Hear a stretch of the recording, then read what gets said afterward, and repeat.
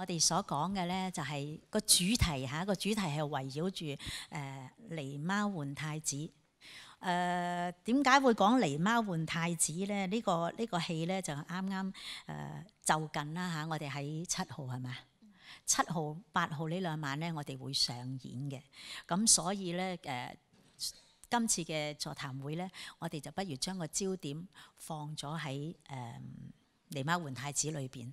咁當然有陣時未必話真係完全係我嘅意思。咁但係喺3晚裏邊咧，咁都我哋想講乜嘢戲，有陣時都點樣講啊？係八和會館會話啲事啊，喂，燕姐你想講，不如你講乜嘢啦？咁我哋都唔會推卻，除非我哋自己係對佢有抗拒嘅啫。若果唔係冇抗拒咧，其實我哋都會一般係跟住上頭嘅意思，佢想我哋做乜嘢，我哋就去做乜嘢。咁即係我今次咧係即係我做呢個總監，咁我亦都係覺得係我選咗每一個角色之後，我先至去選呢一個戲，因為點解咧？做藝術總監真係唔係易嘅，度一般而家啲新秀嘅期係好難嘅，得阿 A 啱，阿 B 唔得閒，阿 C 話佢中間嗰個時間得閒，阿 B 到阿 D 嘅時候咧，我只係夜晚嘅啫。咁所以你度呢啲咧，其實係一件好辛苦嘅事。咁尤其是我度得一套好好嘅人咧，我覺得係對觀眾咧係一個交代，因為點解？如果我度得一趟好嘅人，佢會做到一場好嘅戲俾觀眾睇。咁大家睇咗一場好嘅戲，你哋會好開心。睇完唔會話，都唔知佢做乜咁樣，即係有呢個咁嘅嘢。咁所以咧，我今次選咗2個角色，一個係阮德鏘，第一次嘅嚇。其實有陣時我做總監咧，用我個仔係好似係唔係幾得咁樣嘅。不過咧喺一期裏邊，我係可以即係用一次。咁但係因為點解我會用咧？好多時我都多謝。好多時我都唔會用啊。點解嘅意思係我覺得我唔想話因為我做總監，我偏私，我用我自己嘅人，我亦都唔希望。我盡量我都唔會用返我自己直屬嘅人。除非真係人選嘅調配問題唔掂啦，咁我先至會揾翻自己嘅人。我覺得自己人會有得原諒，會幫我手。但係若果我用咗自己嘅人，我覺得有啲喺八和會館裏邊嘅呢一般嘅新秀會覺得我有啲偏私。梗係啦，燕姐你梗係用你自己啦，捧你自己嘅仔啦，你乜乜啦咁樣。我唔想做呢一樣嘢。同時我教嘢，我亦都唔希望話淨係教我個仔。我希望每一位新秀，我都盡我嘅能力去教晒俾佢。每一次都我識嘅嘢，我都希望我教到俾佢。咁所以咧，今次我交呢一個狸貓換太子，講起上嚟就真係好似好長篇咁，係我升咗正人冇耐嘅第3個戲嚟嘅，應該冇錯咧，係我升正人之後嘅第3、4個戲嚟嘅。咁喺呢個戲裏邊咧，就係我係做嗰陣時係做一個宮女，咁所以寫咗呢一個戲。我覺得一個新秀啦嚇，就初出嚟做戲咧，都係唔應該個主力係擺晒喺自己嗰度嘅。因為點解咧？你始終都係新秀，即係我初升正人嘅時候，我都可以唔係舊人。點講？我都講可以係新人，喺班前輩裏邊，我都係一個新人。咁若果我一個人做晒嗰啲戲，好唔好咧？未必真係會好嘅。咁所以我哋好多時咧，我自己個劇團金輝煌開嘅戲咧，我都係以群戲為主嘅。因為嗰陣時咧，我用嘅人係個個都係我嘅前輩，好似有尤聲普啊、朱秀英啊、蔡麒麟啊、呂鴻廣啊、廖國森啊、阮兆輝啊、吳千峰啊，即我用咁多人，任冰兒啊咁樣，咁我係咪應該將嗰啲戲大家群戲去跨分佢？每一個人做嘅戲逼得到一場好嘅戲出嚟。所以我每一次交嘅戲咧，每一次寫嘅戲都係以群戲為主嘅。咁呢個戲咧，喺呢班新秀裏邊，我覺得係好適合嘅。即係起碼每一個演員佢出嚟，佢有表演嘅發揮嘅機會。文武生有，花旦有，第二花旦有，小生仔有，即係每一個人出嚟。丑生武生都係有佢個人表演嘅一段，咁所以我今次選咗呢一班人之後咧，我就搞呢一個戲，咁希望佢哋咧都做咗出嚟，大家睇完之後會覺得都唔錯喎。佢哋都係有進步喎。希望佢哋以後咧都會做多啲戲俾大家睇，令大家會有個開心嘅晚上，好嘛？多謝。講下《狸貓換太子》呢個戲啊。咁其實呢個戲咧，我有幾個位咧，我係好中意嘅，因為我好幸福啊。由我升正人開始咧，阿德叔真係不離不棄喺我身邊嘅，成日幫我寫戲嘅，成日幫我每一次我哋開嘅新戲咧，都係阿德叔、劉筍老師同埋阿輝哥，佢哋3個人合埋一齊，一個就諗計，一個就係負責去鋪排場口，一個負責去寫戲。咁我真係我嘅幸福就係有呢3位人輔助我。所以喺我出生嘅時候咧，呢3個可以講係我嘅恩師嚟嘅。咁再落嚟唔使講啦，當然係同我拍檔嗰啲啦，即係好似阿英姐啊、阿普哥啊、阿細女姐啊呢啲、阿毛強哥啊、阿呂紅廣嗰啲冚唪唥都真係睇住我大。咁佢幫我做戲，一路帶住我，呢個當然係我更加幸福嘅另外一邊啦。咁所以我每一次嘅戲咧，我都不離係呢一紮人。因為佢哋係輔助我嘅，咁我都喺呢一紮人裏邊寫嘅戲嚟幫助我。今次我做咧，我都係呢翻佢有少少係刪改嘅劇本嚟做，因為點我根本查唔到我自己嘅劇本，我有好多即係以前我哋有嘅嘢，佢呢度都冇咗。咁但係我覺得佢 OK 嘅，即係當然係即係你時隔咁耐再刪改會好啲。但係喺呢個劇本裏邊咧，我自己亦都有啲我自己嘅意見，我覺得有啲唔適合嘅，我都係減咗佢嘅。咁但係有啲需要嘅咧，我自己都係加翻一啲落去，因為我覺得每一個人嘅想法唔同，可能阿輝哥嘅演出法唔同，我自己嘅演出法，我覺得呢度好，我覺得呢度好，即係所以每一個就算喺呢個油麻地嘅總監裏邊咧，一個總監你會覺得佢哋每一個總監交嘅戲都會唔同嘅，都唔同嘅格式同埋唔同嘅演出法嘅。咁我咧就係以我自己，當然我喺以前做嘅時候會冇咁多花巧嘢嘅，但係而家我做咧，我交呢個戲出嚟，我同佢哋嘅編排咧，我會加咗好多花枝嘅嘢出嚟嘅，即係好似生蛋啊，又或者每2個生一齊撞頭啊，佢哋每人咧我都會加一啲身段落去俾佢哋。我覺得而家係應該加一啲呢啲咁嘅嘢落去，擺喺個戲裏邊，等佢哋啲走位多啲，同埋靚啲，同埋大家嘅接駁順口，你逼我，我逼你嗰啲咧，我係會加咗好多呢啲咁嘅嘢落去。咁希望呢個戲咧可以更加快脆，俾大家睇嘅時候快脆啲入咗呢個《狸貓換太子》呢個戲裏邊嘅。咁所以咧我就有好幾句曲詞，即係好似阿傑清出嚟咧，有一場佢出嚟係第3場啦，第3場出嚟佢係救咗個太子嘅。救咗個太子一場咧，佢係喺個宮中裏邊救咗個太子。佢點樣離開呢個宮中咧？佢係要想辦法噶嘛。個宮裏邊好多我哋而家講叫做線眼啦。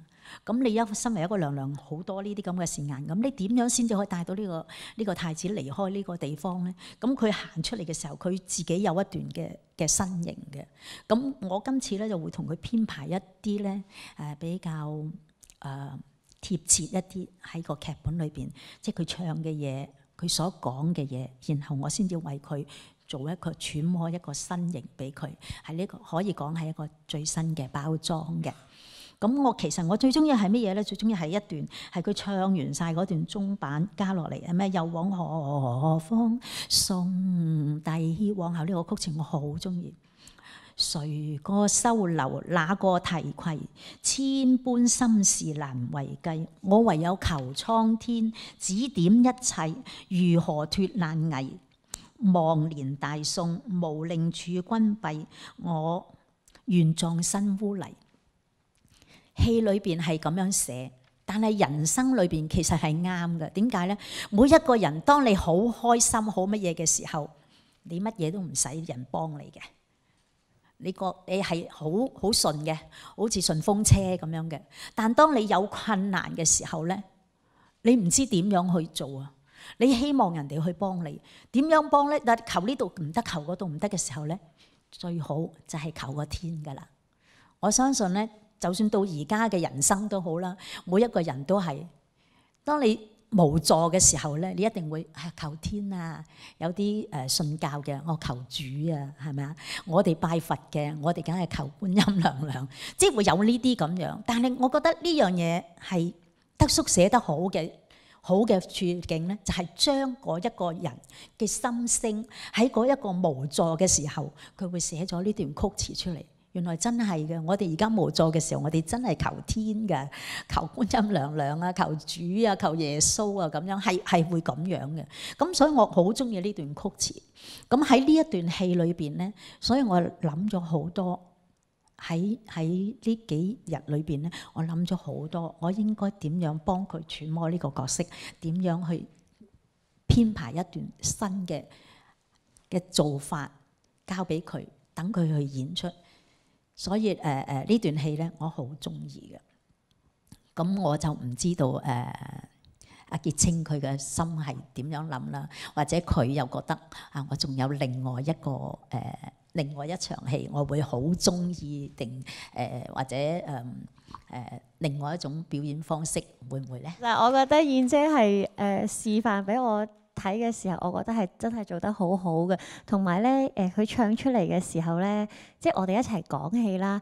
咁我唱出嚟嘅時候，咁木瓜腔咪木瓜腔啦，係咪？咁啊，但係咧燕姐唱出嚟嘅時候，佢係真係好小扣豬嘅，即係你令到你覺得佢呢個人物係真係好可愛嘅。即係雖然佢而家唔係做緊一個紅娘，佢唔係賣緊一個好 Q 嘅紅娘，但係佢唱出嚟嘅時候係令到你會覺得。呢一個小宮女，佢喺度救緊個太子嘅時候，佢喺嗰個彷徨之際，佢喺度即係思前想後，應該咁點算咧？即係咁你抱住嗰個蘇蝦，咁俾人知道，咁你唔可以話俾人聽嗰個係太子嚟嘅噃。咁如果話俾人聽，咁係自己生嘅，咁又點咧？即係其實係嗰種內心嘅彷徨喺度掙扎緊。咁但係燕姐 present 出嚟俾我哋睇嘅時候，係一個。佢雖然係好擔心，但係唱出嚟嘅時候，嗰股嘅跳躍同埋嗰種嘅感情咧，唱出嚟係令到你覺得呢一個人物係真係好可愛嘅。咁我唱完之後，死啦！我覺得我自己跟唔到，跟住到最尾我都係臨講戲嘅完結。燕姐唔好意思，辛苦你，可唔可以再唱多次？即係嗰種嘅感覺唔係純粹係你喺個釘板，你啱晒釘板。就 present 到嘅，而係你嗰個人物，你嗰種內心嘅感受，嗰種嘅藝術嘅修養，而形成到可以咁樣去 present 呢一個人物出嚟咯。所以我覺得係喺個過程入邊，我覺得我已經我未去到有呢個空間自己再諗啊，因為我覺得我去吸收燕姐你教嘅嘢，已經係我能夠吸收到。我咁講，我可以吸收到一半嘅話，我覺得已經獲益良多。我已經冇呢個空間再去諗，咁我自己仲有冇一個更加好嘅諗法？我已經係未去到呢一格可以去消化到咯。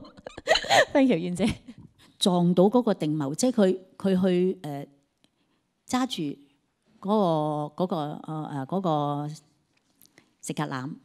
佢係捧住個嗰個小王子嘅，佢點樣去衝破呢一個將軍咧？佢好難啊，因為點解咧？佢哋揸住嗰個將軍要守咁點算咧？咁我呢段曲詞我亦都係好中意嘅，係咩咧？係一個十殿芙，我哋叫做十殿芙蓉中版，就即係唱嘅係咪？我採要採些鮮味果，噔噔噔噔噔噔噔噔，你咁啊，必須要小心仔細咩？摘果你要逐棵揀過，噔噔噔噔噔噔噔噔噔，竹壽品應要蜜香，俱齊噔噔噔噔噔噔噔噔咁啊！你二生生暗鬼噔噔噔噔噔噔噔噔噔噔噔噔，看渣家哪會心懷不軌？噔噔噔噔噔噔噔噔噔噔噔噔，莫阻我出宮禁，噔噔噔噔噔噔噔噔噔噔噔，送鮮果君命難為呀！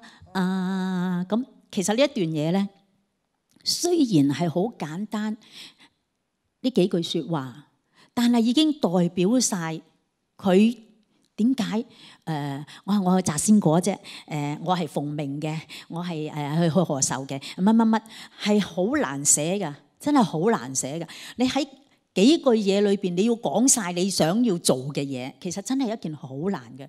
咁我咧又會將呢一個嘢，我好中意啊，因為我一路咁睇落嚟咧，即係以前我做我唔覺得嘅，因為我自己做死顧自己嘅啫。嗰陣時都仲係好亂啦，即係靠啲前輩嚟傍住自己啦。但係我而家再呢個劇本翻嚟翻輪咧，我哋叫翻輪嚇。翻輪之後咧，我咁樣睇落去咧，一路睇落去，我想點解咧？係有一啲可以有機會表演同埋有得做嘅，我想諗啲嘢落去。咁所以喺呢一段嘢，我諗得我好中意呢一段嘢。我喺呢一段戲裏邊咧，我諗咗啲新型係俾阿杜同埋嗰個將軍嘅。咁我覺得，因為點解你唱呢段嘢就咁樣唱，冇人覺得嗰個戲會好睇㗎，因為叮叮叮叮叮叮叮咁，係咪好簡單一樣嘢？但係如果你有一個新型，有個新段落去，點樣做，點樣走位，點樣去溝，唔係就咁企喺度唱咧。你睇完之後咧，望完之後，即係你會覺得佢逼一逼就係逼㗎啦。嗰啲咁樣唱完呢段嘢咧，大家會覺得有個共鳴，或者我而家講咗呢個曲詞出嚟，大家聽落真係有少少共鳴喎。真係佢講嗰啲嘢真係講得好好喎，寫嘅嘢會寫得好好喎，亦都會有少少期望。第日阿杜做嘅時候佢會點？因為點解咧？佢前我唔知啊嚇，佢哋即係前一兩年佢哋嘅做法係點樣，我唔知，我亦都冇睇過。佢本來係叫我睇，但係因為我嗰個時間我好似唔喺香港嘅，所以我睇唔到。阿輝哥亦都叫過我嘅，佢喂，你睇下咁樣咁，但係因為礙於咧，我真係唔喺香港，變咗我咪冇機會去睇咯。但係我冇機會睇啫，我再做呢個戲咧，我會想辦法係點樣揣摩每一樣嘢，點樣去編排一啲新嘅新型新段。俾佢哋每一位，唔止佢，亦唔止傑青，唔止阿杜，亦都就算每一個演員，我都會編排諗一啲嘢俾佢哋嘅。我唔會話一個戲求其咁即係嗰個筍口接咗就算數。我覺得我而家係需要點樣咧？係諗每一個演員，俾機會佢去發揮，唔係做戲咁簡單。我哋自己做戲，梗係我哋自己去諗啦。但係當佢哋嘅時候，佢哋會唔會有呢個時間去思考咧？尤其是佢哋而家呢個新一輩咧嘅演出個量係多嘅，佢思考嘅時間可能真係冇咁多。咁既然係咁，點解唔喺我哋呢個時間？我哋有時間，我哋去幫佢哋去思考，等佢慢慢去追上呢個藝術嘅旅途。我唔係話我好叻嚇，但我即係將我自己所學到嘅嘢，我都希望可以俾翻佢哋，因為我前輩教咗我嘅，我唔應該咁自私，自己收埋，我應該都要俾翻我嘅下一輩。我亦希望佢哋再將佢哋學到嘅嘢，再交翻去俾下一輩。咁我嗰日咧同佢已經係度咗一啲新型。因為我自己想講就陳琳，點解我每一次做呢個，即係我上次09年開始啦，做完呢兩次之後咧，即係做完嗰兩日之後咧，其實我好深刻體會嘅。因為個陳琳其實難嘅地方喺邊度咧？我自己覺得係嗰個情緒上，你相唔相信呢件事？即係嗰個感覺係似咩咧？即係突然間有好多事嘅發生，即係好似頭場編劇家寫得非常好，係從來冇一個文武生相取上嚟，的得正插正插正插正插粒正。通常以前啲文武生嘅大鑼大鼓有段唱段行出嚟噶嘛，但係編劇家冇。除咗係睇到編劇家想做出陳琳一個平凡嘅角色之外咧，文武生嘅心胸好緊要。所以我覺得我睇完呢個劇本，我好佩服阿仔哥嘅，即係阿吳千鋒先生。因為有時啲老官嘅話：喂，唔得，我呢度加段唱段先得㗎。冇，好乾淨。頭場戲出嚟，忽聞天子召，邁步上金鑾好平凡，冇大鑼鼓嘅襯托。入到嚟都知我祝福你今日楚王祝壽啦，同我摘啲壽果去送往南清宮，是行埋咗一邊。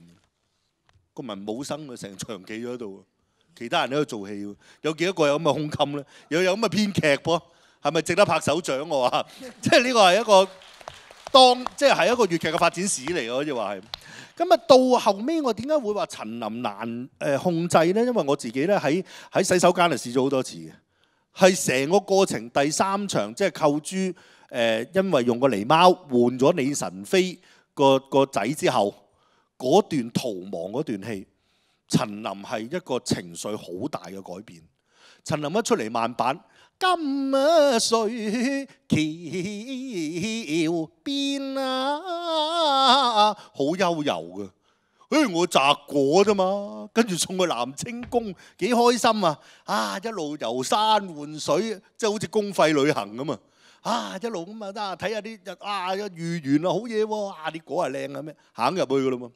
到佢真係撞到寇珠跪喺地嘅時候救命，因為寇珠攞住個仔唔知掟去邊，咁佢係要送佢落去御河撞咗佢啦，唔使問。咁但係寇珠一個咁中意嘅人，佢結果就係唯有即係頭先媽媽講嗰段，我結果係求天我跪喺度應該點算？陳琳個反應冇嘢㗎，啲咁得意嘅咧，玩你先整蠱下你，點啊？哎呀，神仙幫我，幫你咩啊？幫你乜嘢啊？你做咩企喺度跪喺度喊啊？你係咪啊？即係完全唔知道發生咩事。一講到喂唔係嘛，啲鬼喺度喊，你梗係鬼馬啦！即係想八卦啲太監冇嘢做嘅咧，梗係想鬼馬啦！犯咗啲咩啊？一望到個細路仔驚啊！嗰下驚係點啊？你一到大體佢就呆啊！喂，你因何產下小孩睇？緊張嘅原因係咩啊？未去到諗到係有龍種嗰件事，係喂你大件事啦，宮女你生仔，八卦咗先，原來唔係喎，到後尾係原來呢個係一個真龍種喎。你諗下一個太監，我喺宮裏邊摘得壽果都唔少嘢㗎啦，係嘛？咁我未到頂啊，但係我都唔低㗎咯喎。我其實揞埋雙眼，喂佢攞住個真龍種啊，你死咗我繼續可以喺個宮度好逍遙快活㗎喎。佢點解要諗啊？佢嗰陣時個諗係，我真係要諗過究竟係唔係要做呢件事咧？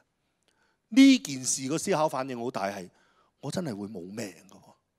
同埋我呢個革命可唔可以成功啊？未諗到咩方法喎？我幫唔幫你？唔好講，我諗啲咩方法，然後點？冇呢啲嘢喎。我幫唔幫你啊？嗰個係一個思考反應。到我決定幫你，我點幫你啊？我就公公係嘛？就算攞出去都揾人認㗎。邊個？唔係啊，不如你認啊你啊！我太監會邊有仔嘅啫？係咪啊？即係呢個慌忙啊！你又要喺慌忙之中有個 get， 即係喂認你係唔得？我太監邊有仔嘅啫？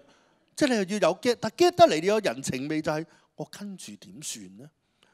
跟住我發現原來嗰個果籃我哋可以藏嗰個細路仔落去，藏嘅梗係容易啦。邊個帶出去啊？寇珠你帶唔到出去，得我一個。當佢走嘅時候，即係當寇珠走，即係當個細路仔放咗落去嘅時候，所以佢再叫寇珠翻嚟，你翻嚟，我要你肯定一樣嘢。如果他日即係唔係今日喎，如果他日揭穿咗，有人逼你，你會點？呢個係狠嘅。呢個情緒係狠，已經另外一個變化，即係遊山玩水嗰個變咗要負責任，負責任之後仲要佢甩咗爛喎，因為你拎住啦嘛，跟住個責任俾咗你啦嘛。喂，你搞掂先，你拖我落水洗濕我個頭，我先問你點先。好啦，到問完之後，我覺得最難做係咩啊？佢攞住嗰個責任，佢開始唔係陳琳啦，佢唔係一個逍遙快活的人，佢攞住個細路仔，佢應該點走啊？點走之後最難係咩？佢撞到個將軍啊！嗰個將軍，我覺得嗰段戲係難嘅原因係點解？個將軍又要俾到戲俾我。個將軍我成日都話好作狀嗰啲戲好易做嘅，嗰啲好易做，好休閒嗰啲好難做噶。喂，做乜鬼啊？攞住個籃喺度嚇，個將軍就係咁就行過御完手過嘅行過。喂，做乜鬼啊？攞住個籃啊？嚇，我冇嘢嚇，你睇我，我攞受講啊嘛嚇，即係嗰啲戲係最難做嘅。好啦，到一路路就去到頭先唱嗰段嘢，嗰段嘢係每一段嘢都有力嘅，一段比一段有力嘅。哦，採，我採些鮮美果，好悠閒嘅。但係到後來佢一路用力啦，喂，你剝咗我出宮禁開始矛啊！喂，我哋再問落去冇噶咯喎，你明唔明啊？跟住落嚟再點咧？再有一個過程係發爛渣啦。要取歌合，車休提錦盒嘅封條，誰敢威？即係我封咗噶啦，你搣開咗個果爛咗，你負責定我負責啊？發爛啊！個情緒就後亂啦，開始亂啦，因為佢再過唔到骨咧，佢根本死梗。如果我一定要你打開，你係死梗，係嘛？咁當到後來有一啲土地公啦，即係掩眼法啊，我哋叫鬼揞眼啊，就一打開咗，哎呀冇喎，原來冚翻埋，哎呀唔好意思啊，陳公公嚇，做咩事啊？你都拱低咗我啦嘛，準備打開死梗啦！你唔好話俾我聽，打開見唔到啊！個籃有幾多啫，係咪？死啦！喂，陳公公，喂，唔好意思喎，係因為我例行檢查嘅啫嚇，唔好意思，我走先，嚟唔切反應啊！個陳林個嚟唔切反應啊！嚇，冇，都呆咗，你明唔明啊？都明明都係小孩提呀！我驚啊！另外一樣嘢嘅情緒變化啦，係咪你懟死咗佢？然後你話睇唔到啊？我查，我望開咁合看翻明，哎呀！見到鹹水盒中，我心稍畏啊！呢個就係一個情緒嘅變化，即係你點樣可以喺嗰10幾秒裏邊，由冇眼淚到發癲，到發蹄騰，到飆眼淚。即係再去到嗰場戲收攤咧，呢個就係一個過程。因為好多時咧，我哋年青人做戲咧，未必能夠突然之間可以喺10秒裏邊有眼淚嘅。咁所以我哋又會預早谷啦，即係喺度藏啊。但係我又唱緊嘢，我又做緊戲，我點谷啫？我連谷嘅時間都冇。咁於是，我每一晚咧就喺個鏡度訓練自己，我10秒我就要爆啦，好似頭先咁，即係我即刻要有啦。咁呢個過程就係辛苦。咁好啦，癲完一輪，即係呢場戲我簡稱嗰場戲叫癲完一輪，個情緒起伏得咁緊要嘅時候咧，佢係要收咯。因為點解咧？佢去到南清宮見到楚王，其實有一段路程㗎啦。佢唔會係再係咁㗎啦嘛。佢又收咗咯。於是我又再將個情緒推翻低佢，我又再係咁樣營營役役咁行啦。但係去到楚王嗰度咧，我又要爆咯。點解？我楚王，我係獻咗個壽桃俾你，即係乜叫我嚟嘅。咁你打開佢，咁多人打開佢，打開佢咪又穿崩。唔得，即係佢即係話咧，阿王爺話咧就要一定楚王你自己打開先得㗎，真係。咁打開佢啦，冇計啊！唔係嚟到南清宮先至穿係嘛？於是個奴才嘅性格出嚟，王爺救命啊！你又爆啦！王爺救命啊！個王爺會見到你，點解個奴才突然間咁啊？有事啦！並退左右，我先至俾你開。咁呢個又係一個爆發點啦，即係我覺得個陳琳成晚都喺度咁啦，即係對我嚟講個情緒好難控制，就有件咁事。好啦，去到尾場10年後以為過咗骨㗎啦，以為佢無端端即係我個感覺啊，即係你唔好怪我好粗鄙，你無端端帶個細路仔手痕，你帶翻個仔入宮做乜鬼呢？即係我感覺啊，就係咁解。咁佢就八王爺因為主上病危啦，佢帶翻個所謂嘅侄，即係個真龍種翻嚟見佢。咁跟住劉妃要審嘅時候要傳陳琳，陳琳個心情就又係咁樣，就點解咧？突然之間忽聞你傳即係有事啦，好日都唔揾你係嘛？即係已經係有事，但係之前嘅應對非常之好嘅，即係係啊。有件咁嘅事，我真係唔知喎。如果娘娘你用到我咧，我一定好盡心盡力㗎。我梗係知道得罪娘娘唔得啦，一路都睇唔到寇珠喺側邊。因為郭淮喺中間頂住啊嘛。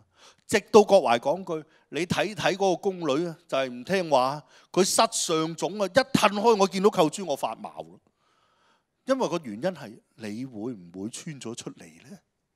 穿咗出嚟就唔係你死同我死咁簡單喎，係即係成件事喺宮廷裏面一個大件事嚟嘅。咁我點樣去運喺同扣珠嘅思考空間？點樣去運到最後？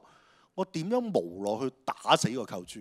即係我覺得成晚嘅情緒最難嘅地方就係不停咁落落上上落落上上咁。所以我覺得即係陳琳呢個角色點解我會咁深刻？就係你點樣去控制到每一晚，因為佢唔係淨係做一晚啊嘛。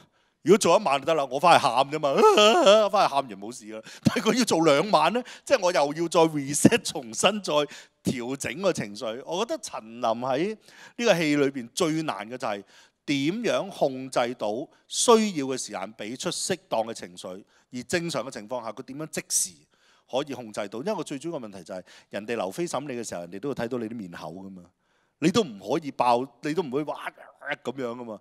咁變咗係話你對劉妃同對扣珠嗰2個人嘅唔同反應，點樣去變啦？即係我覺得呢個過程係陳琳最難嘅一個地方咯。我哋今次呢個戲咧編排咗，其實咧有好多嘢演員都有佢各自各嘅發揮。嗱，好似司徒啦，咁啊好似譚詠麟啦，佢個白燕王啦，咁其實都有發揮嘅機會。咁今次呢個小朋友咧，我就俾咗一個叫做阿黑妹啊。黑妹，人哋個名叫吳善恆啊。係啦，我哋通常就係咁啊，叫黑妹咁樣。咁我覺得佢 OK 嘅，做一個小朋友。因為點解咧？呢個始終都係得個10歲嘅太子。嗰陣時阿杜做咧，都係好似未夠10歲。我可以話俾大家聽，成晚個重點就係嗰幾段唱段。因為好難唱，係我承認，當年我係俾老豆鬧到不得了嘅，所以呢段嘢教我唱呢，就係得我阿媽同埋德叔，所以我好深刻印象嘅，係，所以大家呢，可以將阿黑妹嗰個演唱呢，就視為當晚嘅重點。如果佢唱得冇乜甩漏，大家請熱烈鼓掌，係，因為真係好難唱，係。咁啊，另外仲有好多角色嘅，咁其實有冇話點解一定要選呢？咁樣啊？你有冇講下唐婉瑩啊，仲有 April 同我哋做呢個劉皇后係啦。因為阿媽覺得呢，即係梁偉康比較大件嚇，阮德鏘比較穩重，咁個劉皇后呢，就應該比較都唔係嘅。其實即係選角嗰方面都有嘅。份量比較重少少啦，咁係啦。咁另外就點解我點解阿媽媽會揀啊司徒翠英做呢個真宗咧？係咪因為佢夠慘咧？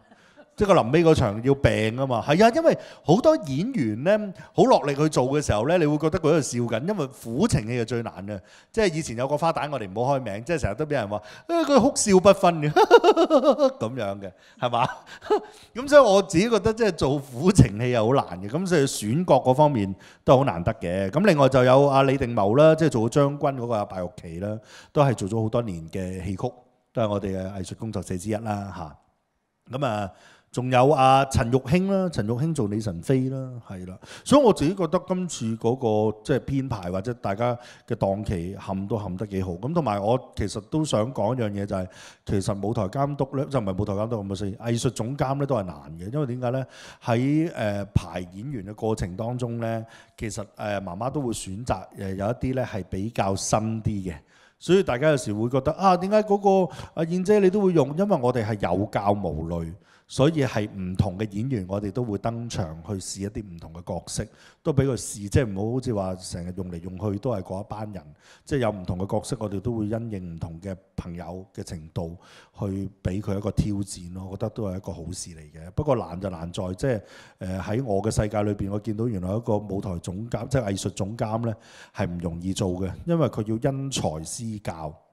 呢個係最難嘅，即係我俾一個 A 嘅 level 你做唔到唔緊要，我哋俾個 B 嘅 level 你，但係你 B 嘅 level 你做到啦，但係做唔晒喎，於是我哋用 C 嘅動作去改良一下，即係用唔同嘅嘢去砌，令到個戲平均嚟講睇落，大家會順同埋大家會有一個咁嘅感染力咯。